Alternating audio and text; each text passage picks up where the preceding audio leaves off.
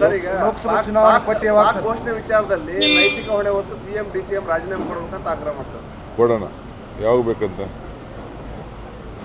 ಯಾವಾಗ ಬೇಕು ಕೇಳಿ, ಯಾರಿಗೆ ಬೇಕು ಕೇಳಿ. ಮಂಡ್ಯದ ನೋಡಿದ್ದೀರಾ ನೀವು?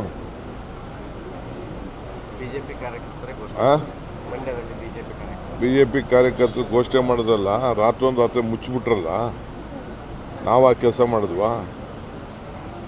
ನಾವು ಪಾರದರ್ಶಕವಾಗಿ ತನಿಖೆಗೆ ಅವಕಾಶ ಮಾಡಿಕೊಟ್ಟು ಅವ್ರನ್ನ ಒಳಗೆ ಕರ್ಕೊಬಂದು ಅವ್ರ ವಾಯ್ಸು ಮತ್ತೊಂದು ಎನ್ಕ್ವೈರಿ ಏನೇನು ಬೇಕು ಎಲ್ಲ ಮಾಡ್ತಾಯಿದ್ದೀವಿ ನಾವು.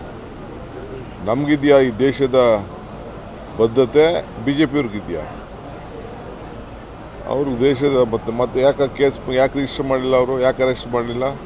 ಅದಕ್ಕೆ ಯಾವ FSL ಬೇಡ, ನೇರವಾಗಿ ಇದಾರೆ FSL ಬಡು ಹುಡುಕ್ತಾ ಇದ್ದೀವಿ ನಾವು. ಯಾರು ಹೇಳಿದ್ರು ನಿಜ ಸುಳ್ಳ ಅಂತ ನಾವು ಹುಡುಕ್ತಾ ಇದ್ದೀವಿ. ಅದನ್ನ ನೇರವಾಗಿ ಅವ್ನ ಬಾಯ ಮುಚ್ಚವನಲ್ಲ, ಹಿಂಗೆ ಮುಚ್ಚೋದು. ಹಾಂ, ನಾವು ಸುಮ್ಮನೆ ಏನು ಮಾತಾಡಬಾರ್ದು ಅಂತ ಸುಮ್ಮನೆ ಇದ್ದು ಅಷ್ಟೇ.